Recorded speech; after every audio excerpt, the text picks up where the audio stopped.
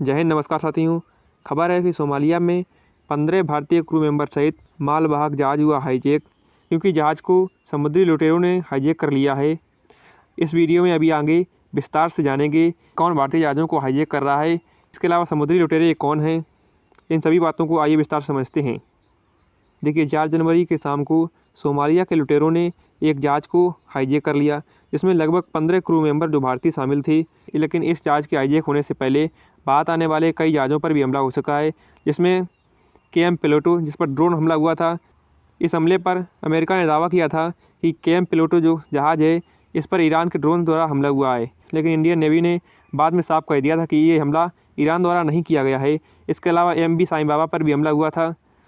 देखिए, ये जो हमले हैं, ये यहाँ पर जो अदन की खाड़ी है, इसके अलावा यहाँ पर आगे बाबुल मंद की खाड़ी है, यहाँ पर ज़्यादातर ये हमले होते हैं। पहले जानते हैं कि सोमालिया कहाँ पर स्थित है। देखिए, भारत से अरब सागर के पार करके सोमालिया अफ्रीका महाद्वीप में स्थित है। सोमालिया एक ऐसा देश है जिसे समुद्री लुटेरों का गढ़ माना जाता है।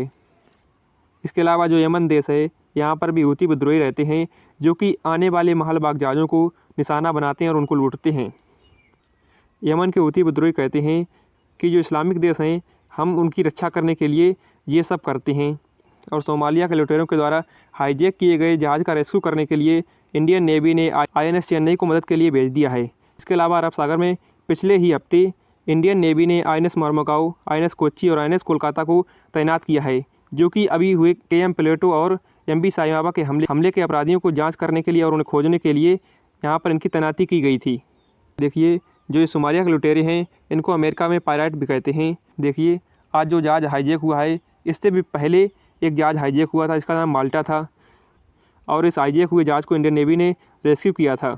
इसके अलावा जो सोमालिया में अभी जो जहाज़ हाईजैक हुआ है, उसमें मौजूद 15 जो क्रू मेंबर हैं, और वो सभी के सभी 15 क्रू मेंबर सुरक्षित बताए जा रहे हैं। इसके अलावा जो माल्टा देश का एक जहाज़ था, उसको भी समुद्री लुटेरों ने हाईजैक कर लिया था, और माल्टा देश के जहाज़ के हाईजैक के बाद तुरंत भारतीय नौसेना एक्शन में आ गई थी। अब जानते हैं कि सोमालिया के जो इन समुद्री लुटेरे हैं, इनका इतिहास क्या है। देखिए, इन समुद्री लुटेरों का इतिहास तो बहुत पुराना है।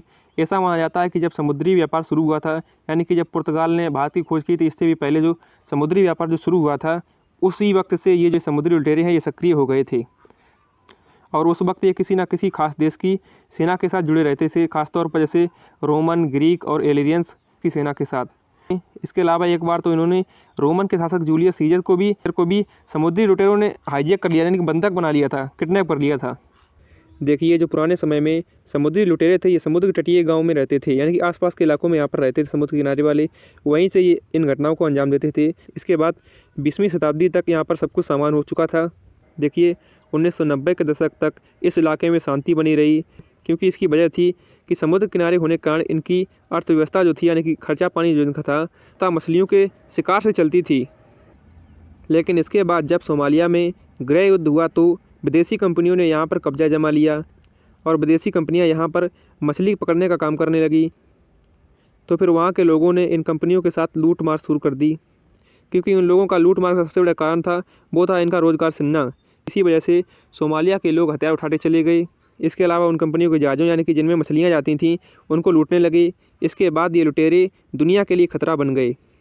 एक समय तो ऐसा था जब सोमालिया के पास से गुजरने का मतलब खतरा मोल लेना था, क्योंकि ये लोग जो जहाज़ पकड़ लेते थे, उसको लौटाने के बदले में ये लोग फिरौती मांगते थे।